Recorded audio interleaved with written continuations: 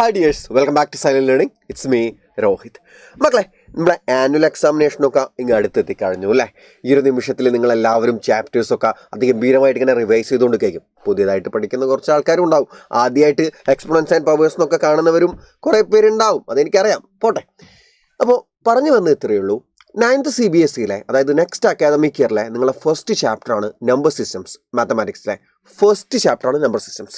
Number systems എന്ന chapter നമുക്ക് actually രണ്ടായിട്ട് തിരിക്കാം, രണ്ട് പോർഷനായിട്ട് നമുക്ക് തിരിക്കാം. ആദ്യം കുറേ നമ്പേഴ്സും അതിൻ്റെ കാര്യങ്ങളൊക്കെ. സെക്കൻഡ് പോർഷൻ എക്സ്പോണൻസ് ആണ്. ആ എക്സ്പോണൻസിൻ്റെ ബേസ് ആണ് ഈ ചാപ്റ്റർ.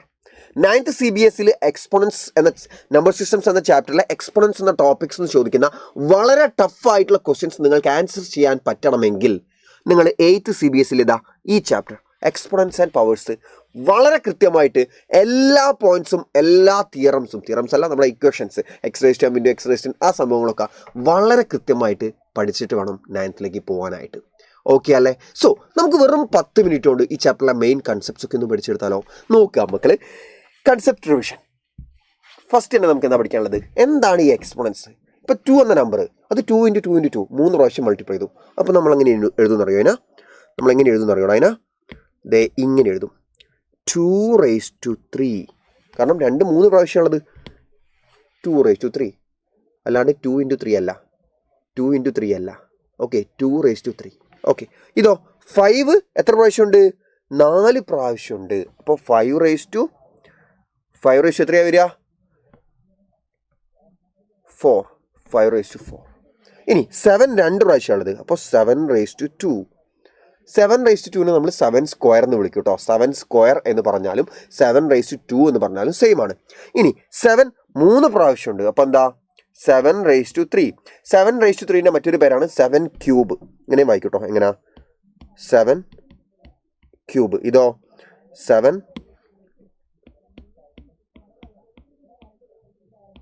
സ്ക്വയർ. 7⁻2നെ 7 സ്ക്വയർ എന്ന് വായിക്കാറുണ്ട്, 7⁻3നെ 7 ക്യൂബ് എന്ന് വായിക്കാറുണ്ട് കേട്ടോ. ഓക്കെ, അപ്പോൾ -8 × -8 × -8 -8 എത്ര പ്രാവശ്യമുണ്ട്? 3 പ്രാവശ്യം. അപ്പോൾ -8 ഹോൾ ക്യൂബ്. അങ്ങനെ വെച്ചാൽ മക്കൾ പറ, x × x അങ്ങനെ m ടൈംസ്, അതായത് m എണ്ണം ഉണ്ട്. അപ്പോൾ എന്താ വരിക? x ആണ് വരുന്നത്. എത്ര എണ്ണം ഉണ്ട്? m എണ്ണം. അപ്പോൾ x⁻m. ഓക്കെ അല്ലേ? അപ്പോൾ ഇനി അത് ഓരോന്നും ആൻസർ നമുക്ക് കണ്ടുപിടിക്കാം. 2 ക്യൂബ് എന്ന് പറഞ്ഞാൽ എത്രയാ? 2 × 2 × 2 2 2 4 2 8. അപ്പോൾ 2 ക്യൂബ് എന്ന് പറഞ്ഞാൽ 2 2 4 8 ആണ്. 5⁻4 എന്ന് പറഞ്ഞാൽ 5 × 5 25, 25 × 5 125, 125 × 5 എത്രയാണെന്ന് വെച്ചാൽ ഇവിടെ എഴുതിക്കോളാം. ഓക്കെ, ദെൻ 7 × 7 7 സ്ക്വയർ 7 49 ആണ്. 7 × 7 × 7 7 × 7 49, 49 × 7 എത്രയാണെന്ന് വെച്ചാൽ അവിടെ എഴുതുക. അപ്പോൾ അങ്ങനെയാണ് ഇത് വരുന്നത്, ഈ എക്സ്പോണൻസ് എന്ന് പറയുന്ന സംഭവം വരുന്നത്. ഓക്കെ, അതിൽ വളരെ ബേസിക് ആയിട്ടുള്ള സംഭവം 10⁻24നെ നമുക്ക് 10⁻24 എന്നാണ് നമ്മൾ വായിക്കുക. ഓക്കെ, 10⁻24 ഇതെങ്ങനെ നമ്മൾ വായിക്കുക? 10⁻24. എന്താ വായിക്കുക? 10⁻24. പക്ഷേ ഇത്രയ്ക്കൊന്നും കഷ്ടപ്പെടണ്ട, നിങ്ങൾ ജസ്റ്റ് 10⁻24 എന്ന് പറഞ്ഞാൽ മതി. 10⁻24 എന്ന് പറഞ്ഞാൽ മതി കേട്ടോ. ഓക്കെ, സോ നെക്സ്റ്റ് നോക്കാം. ഈ 10നെയാണ് നമ്മൾ ബേസ് എന്ന് വിളിക്കുക. ഇപ്പോൾ 10⁻24ൽ ഈ 10 ഇല്ലേ, അതിനെ നമ്മൾ ബേസ് എന്ന് വിളിക്കും. മേലെ പവറായിട്ട് എഴുതുന്നത്, മേലെ തലയിൽ എഴുതുന്ന സാധനമല്ലേ, അതിനെയാണ് എക്സ്പോണൻസ് എന്ന് വിളിക്കുക. എക്സ്പോണൻറ്റ്. For example 2⁻5. ഇതിൽ ബേസ് 2 ആണ്, എക്സ്പോണൻറ്റ് ആരാണ്? 5. എക്സ്പോണൻറ്റ് മേലെ തലയിൽ എഴുതുന്ന ആൾ, ബേസ് താഴെ എഴുതുന്ന ആൾ. ഓക്കെ അല്ലേ? ഇനി 5⁻0 എത്രയാണ് മക്കളെ? 5⁻0 എന്ന് പറഞ്ഞാൽ 1. 10⁻0 അതും 1. 100⁻0 അതും 1. അടുത്ത നമ്പർ ⁻0 അതും 1. അടുത്ത നമ്പർ ⁻0 അതും 1. ഇനിയിപ്പോൾ വേറെ ഏത് നമ്പർ ഉണ്ടെങ്കിലും ⁻0 വന്ന ആൻസർ 1 ആണ്.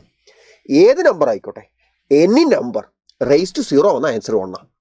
എനി നമ്പർ ജനറലി നമുക്ക് പറയാം x⁻0 = 1. എനി നമ്പർ അതിൻ്റെ പവറിൽ 0 വന്നോ ആൻസർ 1 ആയിരിക്കും ആൻസർ. Okay, next one. ഇനി 1 crore⁻0 എന്ന് പറഞ്ഞാൽ എത്രയാ? 1 crore⁻0 അതും 1 ആണ്. -10 whole⁻0 അതും 1 ആണ്. ഏത് നമ്പർ ⁻0 എന്ന് പറഞ്ഞാലും 1 ആണ്. Okay, next one. പവേഴ്സ് വിത്ത് നെഗറ്റീവ് എക്സ്പോണൻസ്. 10⁻−1 എന്ന് പറഞ്ഞാൽ ആക്ച്വലി എന്താ അറിയോ? പവറിൽ -1 വന്നു കഴിഞ്ഞാൽ, ശ്രദ്ധിക്കുക, പവറിൽ -1 വന്നു കഴിഞ്ഞാൽ അല്ലെങ്കിൽ നെഗറ്റീവ് വന്നു കഴിഞ്ഞാൽ നിങ്ങൾ എന്ത് ചെയ്യുക അറിയോ? ആ പവറിനെ പോസിറ്റീവ് ആക്കണമെങ്കിൽ ആ പവർ ന്യൂമറേറ്ററിലാണെന്ന് വെച്ചാൽ അതിനെ ഡിനോമിനേറ്ററിലേക്ക് എഴുതിയാൽ മതി. ഇനി ഡിനോമിനേറ്ററിലാണ് ഉള്ളതെന്ന് വെച്ചാൽ ന്യൂമറേറ്ററിലേക്ക് എഴുതിയാൽ മതി. അതായത് 10⁻1 ഇതിപ്പം ആക്ച്വലി 10⁻1/1 എന്നല്ലേ വായിക്കുക. ഫ്രാക്ഷൻ്റെ ഫോമിലാണെങ്കിൽ അടിയിൽ 1 അല്ലേ ഇട്ട് കൊടുക്കുക. അപ്പോൾ പവറിന് മൈനസ് ഉണ്ടെങ്കിൽ നിങ്ങൾ എന്ത് ചെയ്യുക, അടിയിലേക്ക് ഇട്ട് കൊടുക്കുക. എന്തിനാ? അപ്പോൾ എന്താ വരിക? 1/10⁻1 എന്ന് വരും, അഥവാ 1/10. ഇനി 10⁻2 ആണെങ്കിലോ 1/10². ആ പവറിലെ നെഗറ്റീവ് പോക്കാൻ ഇങ്ങനെ ചെയ്താൽ മതി. മുകളിലുള്ള നമ്പർ വെച്ചാൽ അടിയിലേക്ക് എഴുതുക, അടിയിലുള്ള നമ്പർ വെച്ചാൽ മേലേക്ക് എഴുതുക. എന്നിട്ട് പവറിലെ നെഗറ്റീവ് ഒഴിവാക്കി കളയാൽ മതി ചുമ്മാ. 10⁻³ ആണെങ്കിലോ 1/10³ 10⁻10 ആണെങ്കിലോ 1/10⁻10 കഴിഞ്ഞു. ഇതാണ് നെഗറ്റീവ് എക്സ്പോണൻസ് വരുമ്പോൾ നമ്മൾ ചെയ്യേണ്ട പരിപാടി. ഇനി സാറ് പറയുന്നത് നോക്കിക്കോ മക്കൾ, 1/2⁻5 ആണെങ്കിലോ ഇവിടെ എന്താ ചെയ്യുക? നിങ്ങൾ ഇവിടെ അടിയിലാണ് നെഗറ്റീവ് പവർ ഉള്ളത്, അതിൻ്റെ മേലോട്ടൊക്കെ എഴുതുക. എന്നിട്ടോ ആ പവർ അങ്ങോട്ട് ഒഴിവാക്കി കളയാം, ആ നെഗറ്റീവ് അങ്ങോട്ട് ഒഴിവാക്കി കളയാം. നെഗറ്റീവ് ഒഴിവാക്കാൻ പാടില്ല, പവർ ഒഴിവാക്കണം കേട്ടോ. 5 അങ്ങനത്തെ ഉണ്ടാവും, മൈനസ് ഒഴിവാക്കി കളയാം. കഴിഞ്ഞു. 1/2⁻5 എന്ന് പറഞ്ഞാൽ 2/5 ആണ്. ഓക്കെ അല്ലേ? നെക്സ്റ്റ് 3⁻2 എന്ന് പറഞ്ഞാൽ എത്രയാ? അപ്പോൾ 1/3². 1/3² എന്ന് പറഞ്ഞാൽ 1/9. ഓക്കെ ദെൻ 3⁻6 എത്രയാ? 1/3/6. ഇതൊന്നും 3⁻6 ഒന്നും കണ്ടുപിടിക്കാൻ പോകണ്ട കേട്ടോ, അതൊക്കെ വലിയ നമ്പേഴ്സാണ്. ഇവരെ നമുക്കൊന്നും കണ്ടുപിടിക്കേണ്ട ആവശ്യമില്ല, അതൊക്കെ അങ്ങനെ തന്നെ എഴുതി വെച്ചാൽ മതി. നെക്സ്റ്റ് ക്വസ്റ്റിനിലേക്ക് പോട്ടെ, നെക്സ്റ്റ് ടോപ്പിക്കിലേക്ക് പോട്ടെ. ഓക്കെ, ഇൻ ജനറൽ നമുക്ക് പറയാൻ പറ്റും എന്ത്? a⁻m എന്ന് പറഞ്ഞാൽ 1/a⁻m ആണ്. 1/a⁻m ആണ്. ഓക്കെ, ആൻഡ് വേറെ ഉള്ളൊരു കാര്യം ശ്രദ്ധിക്കേണ്ട ഒരു കാര്യം എന്താണെന്ന് വെച്ചാൽ a⁻m എന്ന് പറഞ്ഞാൽ a⁻mൻ്റെ മൾട്ടിപ്ലിക്കേറ്റീവ് ഇൻവേഴ്സ് ആണ്. മൾട്ടിപ്ലിക്കേറ്റീവ് ഇൻവേഴ്സ് അല്ലെങ്കിൽ റെസിപ്രോക്കലാണ്. റെസിപ്രോക്കൽ എടാ സംഭവം നിങ്ങൾ ആലോചിച്ച് നോക്ക്. a⁻m അതിൻ്റെ റെസിപ്രോക്കൽ എന്താ? റെസിപ്രോക്കൽ എന്ന് പറഞ്ഞാൽ 1/a ആക്കി എഴുതണം. അപ്പോൾ 1/a⁻m ആണ് റെസിപ്രോക്കൽ. 1/a⁻m അല്ലേ? ആക്ച്വലി 1/a⁻m നമുക്ക് എങ്ങനെ എഴുതാം? 1/a⁻m നമുക്ക് എങ്ങനെ എഴുതാം? a⁻m മേലോട്ടേക്ക് എടുത്ത് എഴുതുമ്പം പവർ ഓപ്പോസിറ്റ് സൈൻ ആവൂലേ? ഇവിടെ താഴെ പവർ എന്താ? Positive M. അപ്പോൾ മേലോട്ടേക്ക് എടുത്ത് എഴുതുമ്പോൾ അത് നെഗറ്റീവ് എം ആവൂലേ? അപ്പോൾ നമുക്കെന്ത് പറയാം? a⁻mൻ്റെ റെസിപ്രോക്കലാണ് 1/a⁻m, അഥവാ a⁻mൻ്റെ റെസിപ്രോക്കലാണ് a⁻m. നേരെ തിരിച്ചും പറയാം, a⁻mൻ്റെ റെസിപ്രോക്കലാണ് a⁻mൻ്റെ റെസിപ്രോക്കലാണ് a⁻m. ക്ലിയർ അല്ലേ? സെറ്റ് അല്ലേ മക്കളെ? ഡൗട്ടൊന്നുമില്ലല്ലോ. നെക്സ്റ്റ് ടോപ്പിക്കിലേക്ക് പോട്ടെ. നെക്സ്റ്റ് നോക്കാം. ഇനി അല്ലെങ്കിൽ നമുക്ക് അടുത്ത ക്വസ്റ്റ്യൻ നോക്കിയാൽ നമുക്ക് മനസ്സിലാവും. Find the multiplicative inverse of the following. Multiplicative inverse എന്താണ് പറഞ്ഞത്? a⁻mൻ്റെത് മൈനസ് a⁻m a⁻mൻ്റെത് a⁻m a⁻m. ഇനി നേരെ തിരിച്ച് a⁻m റെസിപ്രോക്കൽ ആണെങ്കിൽ അത് a⁻m. പവർ ഓപ്പോസിറ്റ് ആക്കിയത്. അപ്പോൾ അവിടെ എന്താ? 2⁻4 ആണെങ്കിൽ ദാറ്റ് ഈസ് 2⁻4. 10⁻5 ആണെങ്കിൽ ദാറ്റ് ഈസ് 10⁻5. ദെൻ 10⁻100 ആണെങ്കിൽ ദാറ്റ് ഈസ് 10⁻100, പോസിറ്റീവ് 100. ഓക്കെ അല്ലേ? ഡൗട്ടൊന്നുമില്ലല്ലോ. നെക്സ്റ്റ് ഇനി നമുക്ക് പ്ലേസ് വാല്യൂ ചാർട്ടാണ് പഠിക്കാനുള്ളത്. ഒരു നമ്പർ 453.145. 453.145 ആ നമ്പറിനെ ഒന്ന് വലുതാക്കി എഴുതാണ്. എടാ 453.145. ഓക്കെ, നമുക്കറിയാം പോയിന്റ് കഴിഞ്ഞിട്ട് ലെഫ്റ്റിലോട്ടേക്കുള്ള നമ്പേഴ്സിൻ്റെ പ്ലേസ് വാല്യൂസ് എന്ന് പറയുന്നത് കൃത്യമായിട്ട് നമുക്കറിയാം. ഏതൊക്കെയാണ്? 1s, 10s,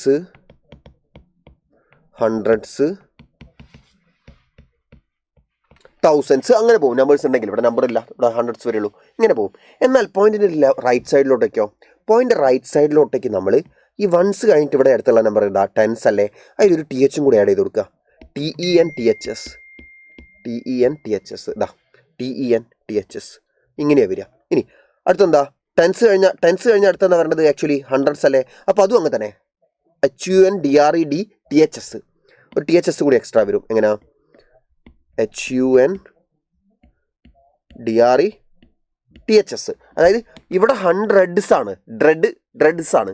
DREDS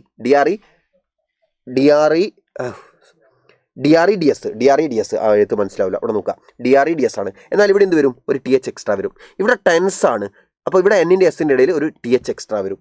അപ്പോൾ പ്ലേസ് വാല്യൂസ് പറയുമ്പോൾ വ്യത്യാസമുണ്ട് കേട്ടോ. ഇത് 1s, ഇത് 10s, 100s. പക്ഷേ പ്രൊണൗൺസിയേഷനിൽ വ്യത്യാസമില്ലെന്ന് മനസ്സിലാക്കുക. ഇത് 10s, 100s, 1000s. ഒരു TH സൈലൻ്റ് ആയിട്ടൊരു TH വരും. ഓക്കെ, അപ്പോൾ അടുത്തത് 100s. ഇത് എത്രയാ? 1000s.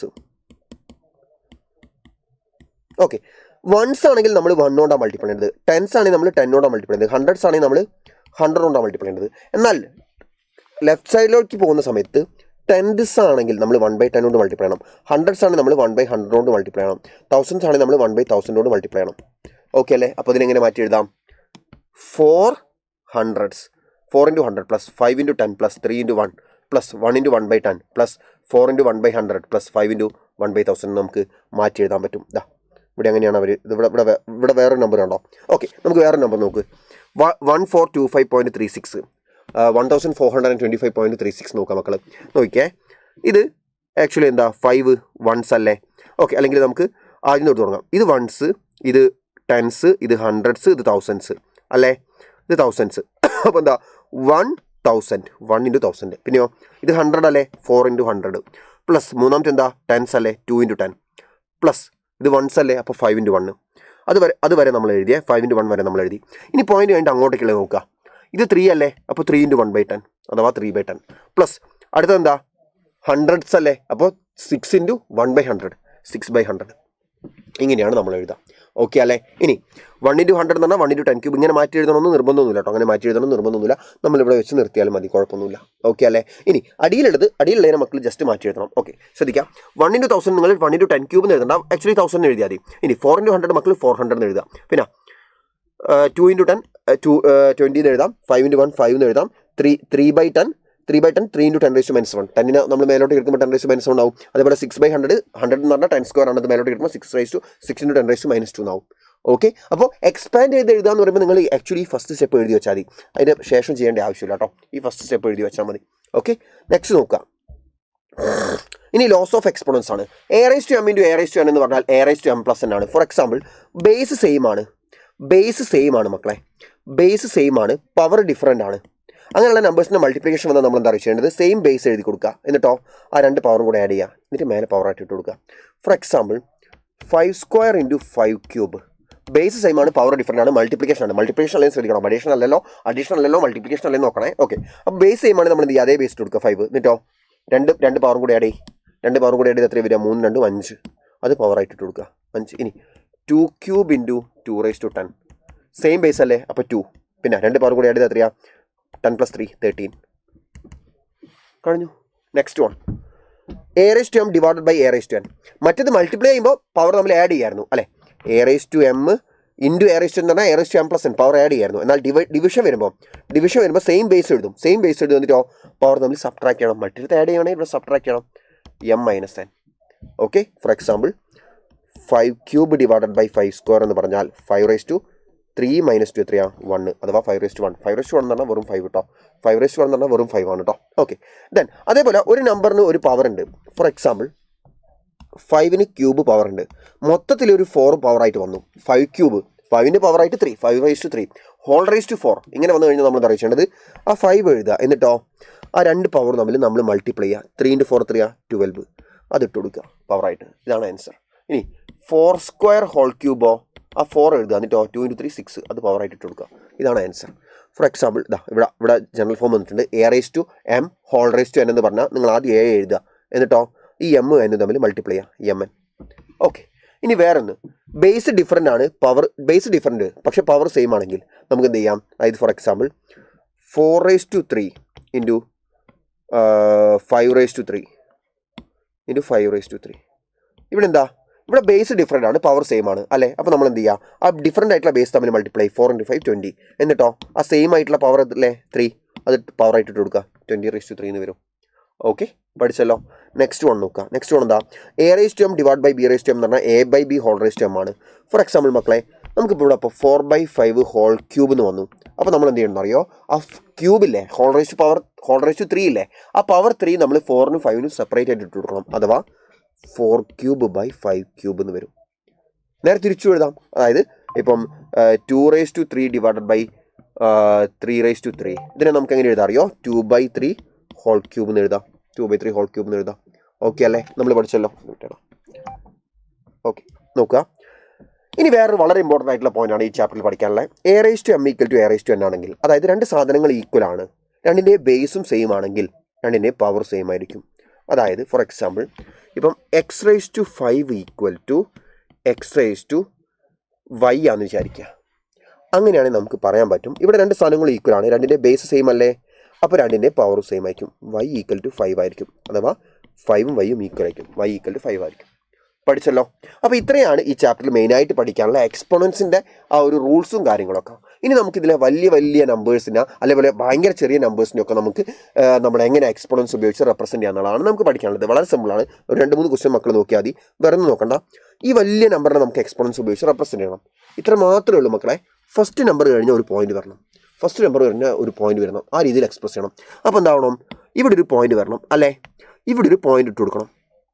നമുക്ക് ഫസ്റ്റ് നമ്പർ കഴിഞ്ഞ് ഒരു പോയിന്റ് വരുന്ന രീതിയിൽ വേണം എഴുതാൻ വേണ്ടിയിട്ട്. അപ്പം മക്കൾ ആലോചിക്കാം, അവിടെ ഒരു പോയിന്റ് ഇട്ടു, അപ്പോൾ എന്തായിട്ട് മാറി 1.5 ആയിട്ട് മാറി.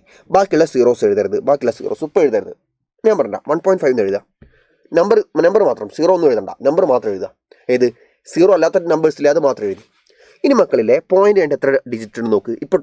നമ്മളിട്ട പോയിന്റ് കഴിഞ്ഞിട്ട് എത്ര ഡിജിറ്റ് ഉണ്ട് നോക്ക്.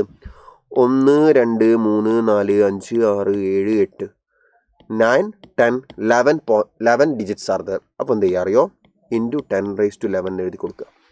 സിമ്പിൾ അത്രയേ ഉള്ളൂ പരിപാടി. നെക്സ്റ്റ് വൺ നോക്കുക. ഇതിനെ നമ്മൾ സ്റ്റാൻഡേർഡ് ഫോമിൽ എഴുതണം. ഇതിനെങ്ങനെ സ്റ്റാൻഡേർഡ് ഫോമിൽ എഴുതുക, ഒന്നുമില്ല. ഇവിടെ നമുക്ക് ഈ സീറോസ് ഒക്കെ ഒഴിവാക്കുക വേണ്ടത്. അപ്പോൾ 7 ആക്കി മാറ്റുക, അതിനെ വെറും 7 എഴുതുക. അപ്പോൾ 7 ഇൻറ്റു എന്നിട്ട് 10⁻2. നമുക്ക് പോയിന്റ് ഇവിടുന്ന് ഇങ്ങോട്ടേക്കാണ് കൊണ്ടുപോകേണ്ടത്. ശ്രദ്ധിക്കുക, നല്ല ശ്രദ്ധിച്ചോ. പോയിന്റ് ഇവിടുന്ന് ഇങ്ങോട്ടേക്കാണെങ്കിൽ നമുക്ക് എന്ത് ചെയ്യാം, ജസ്റ്റ് പോസിറ്റീവ് പവർ ഇട്ട് കൊടുത്താൽ മതി. പോസിറ്റീവ് പവർ ഇട്ട് കൊടുക്കാം. എന്നാൽ ഇവിടെ പോയിന്റ് ഇവിടെ ശ്രദ്ധിക്കാം, ഇവിടെ നമുക്ക് ഓൾറെഡി ഇവിടെയുള്ള പോയിന്റാ. ആ പോയിന്റ് നമുക്ക് ഒഴിവാക്കണം. അപ്പോൾ നമ്മൾ എന്ത് ചെയ്യണം എന്നറിയോ, ഇവിടെ നമ്മൾ പോയിന്റ് ഒഴിവാക്കിയിടുന്ന സമയത്ത് 7 ഇൻറ്റു എന്ന് എഴുതുക. എന്നിട്ടോ ഈ പോയിന്റ് കഴിഞ്ഞിട്ട് എത്ര ഡിജിറ്റ്സ് ഉണ്ട് നോക്ക്. 1 2 3 4 5 6. അപ്പോൾ 10⁻6 എന്ന് എഴുതി കൊടുക്കുക. മറ്റേടത്ത് നമ്മൾ എന്താ ചെയ്തത് 1.5 ഇൻറ്റു 10⁻11. അവിടെ നമ്മൾ പോയിന്റ് ഇടുക ചെയ്തത്. അവിടെ പോയിന്റ് ഇല്ല, ആക്ച്വലി അവിടെ ഇല്ലാത്ത പോയിന്റ് നമ്മൾ എന്ത് എടുത്തു, ഇട്ട് കൊടുത്തു. അങ്ങനെ ഇട്ട് കൊടുത്തപ്പോൾ നമ്മൾ എന്ത് ചെയ്യണം, അത് കഴിഞ്ഞിട്ട് ഇൻറ്റു 11 എന്നുള്ള ഫോമിൽ എഴുതി. എന്നാൽ ഇവിടെ ഉള്ള പോയിന്റിന് ഒഴിവാക്കുക വേണ്ടത്. ഉള്ള പോയിന്റിന് ഒഴിവാക്കുന്ന സമയത്ത് നമ്മൾ 7 ഇൻറ്റു 10⁻6 എന്ന് എഴുതണം. ഓക്കെ അല്ലേ. 7 എഴുതി എന്നിട്ടോ 10⁻2 എത്ര ഡിജിറ്റ് നോക്കുക പോയിന്റ് ആയിട്ട് 1 2 3 4 5 6. ഇതിന്റെ മീനിങ് ഇത്രയേ ഉള്ളൂ. 7 ഇൻറ്റു 10⁻6 എന്ന് പറഞ്ഞാൽ എത്ര അറിയാം മക്കളെ വരിക. അല്ലെങ്കിൽ ഇത് നോക്ക്, 1.5 ഇൻറ്റു 10⁻11 എന്ന് പറഞ്ഞാൽ 1.5 വരും. എന്നിട്ടോ 10⁻11 എന്ന് പറഞ്ഞാൽ 11 സീറോസ് അങ്ങോട്ടേക്ക് ഇട്ട് കൊടുക്കണം. 10 സീറോസ് എന്ന് പറഞ്ഞാൽ എത്രയാ, 10 എന്ന് പറഞ്ഞാൽ ഒരു സീറോ, 10 സ്ക്വയർ എന്ന് പറഞ്ഞാൽ 2 സീറോ ആണ്. അപ്പോൾ 10⁻11 എന്ന് പറഞ്ഞാൽ 11 സീറോസ് നമുക്ക് വരണം. ഇതിൻ്റെ കൂടെ 1.5നെ 11 സീറോയുള്ള നമ്പർ കൊണ്ട് മൾട്ടിപ്ലൈ ചെയ്യണമെന്നാണ് അതിൻ്റെ മീനിങ്. അപ്പോൾ 1.5നെ 11 സീറോയുള്ള നമ്പർ കൊണ്ട് മൾട്ടിപ്ലൈ ചെയ്യുമ്പോൾ, അഥവാ 1ഉം 11 സീറോയുള്ള നമ്പർ എത്രയും വലിയ നമ്പറാണ്. അപ്പോൾ ആക്ച്വലി ഒരു സീറോയുള്ള നമ്പർ കൊണ്ടാണ് 10 കൊണ്ടാണ് 1.5 മൾട്ടിപ്ലൈ ചെയ്താൽ 15 ആയി. ഇനി ബാക്കി ഒരു സീറോ കൊണ്ട് മൾട്ടിപ്ലൈ ചെയ്ത് കഴിഞ്ഞു, 10 കൊണ്ട് മൾട്ടിപ്ലൈ കഴിഞ്ഞു. ഇനി 10 സീറോ വരും. ഇങ്ങനെ വരും, ഈ നമ്പർ തന്നെ കിട്ടും. അങ്ങനെ കിട്ടുന്നില്ലേ നോക്കിയാൽ മതി. ഇനി ഇവിടെ നോക്കും മക്കൾ, ഇവിടെ ആണെങ്കിലോ 7 ഇൻറ്റു 10⁻6 എന്ന് പറഞ്ഞാൽ 10 കൊണ്ട് നമ്മൾ മൾട്ടിപ്ലൈ ചെയ്യുന്ന സമയത്ത് റൈറ്റ് സൈഡിലോട്ടേക്കല്ലേ പോയിന്റ് പോവുക. എന്നാൽ 10⁻- കൊണ്ട് മൾട്ടിപ്ലൈ ചെയ്യുമ്പോൾ ലെഫ്റ്റ് സൈഡിലോട്ടേക്ക് വേണം പോയിന്റ് പോകാൻ. അഥവാ 7 ഇൻറ്റു 10⁻6 അല്ലേ. അപ്പോൾ 10⁻1 എന്ന് പറഞ്ഞാൽ 7ൻ്റെ ഒരു പോയിന്റ് ഇപ്പുറം വരും. ഇനി -6 ആണ്, ഒരു പോയിന്റ് ആയിട്ടുള്ളൂ, -1 ആയിട്ടുള്ളൂ. ഇനി 5 പോയിന്റ് പോകണം. പക്ഷേ അവിടെ ഡിജിറ്റ് ഇല്ല. അപ്പോൾ നമ്മൾ എന്ത് ചെയ്യും, 5 സീറോസ് ഇട്ട് കൊടുക്കും. 1 2 3 4 5 സീറോസ് ഇട്ട് കൊടുക്കും. എന്നിട്ട് ടോപ്പ് പോയിന്റ് ഇടും. അപ്പോൾ ഇത് തന്നെ കിട്ടും, കറക്റ്റ് തന്നെ കിട്ടും. അപ്പോൾ ഇതിനെ നമ്മൾ ഇങ്ങനെ മാറ്റി എഴുതി. ഇനി നോക്കുക, 0.0016 നമുക്ക് പോയിന്റ് വേണ്ടത് ഒരു ഡിജിറ്റ് കഴിഞ്ഞിട്ടാണ്. അതായത് സീറോസ് കൂട്ടണം, അല്ലാണ്ട് ഒരു ഡിജിറ്റ് കഴിഞ്ഞിട്ട് 1.6 അല്ലേ. ഇവിടെയാണ് പോയിന്റ് വരേണ്ടത്.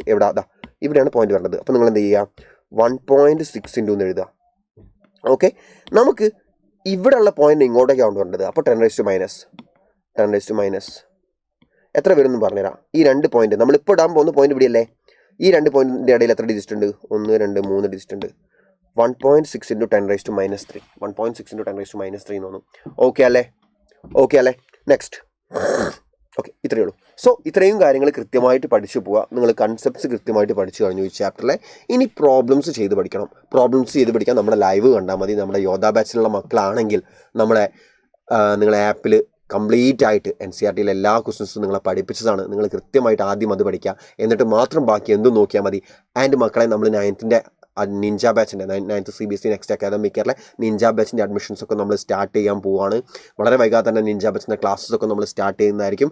സോ എല്ലാ മക്കളും സെറ്റായിട്ട് വരിക.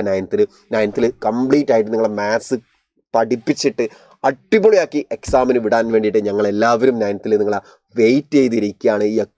ഈ വരുന്ന അക്കാദമിക് ഇയർ നമുക്ക് അടിപൊളിയായിട്ട് പഠിക്കണം. എന്നിട്ട് 10th CBSE ബോർഡ് എക്സാമിനേഷനിലേക്കുള്ള കംപ്ലീറ്റ് ഫൗണ്ടേഷൻ നമുക്ക് സെറ്റാക്കിയിട്ട് വേണം അതിൻ്റെ അടുത്ത കൊല്ലം 10th നമുക്ക് കയറാൻ വേണ്ടിയിട്ട്.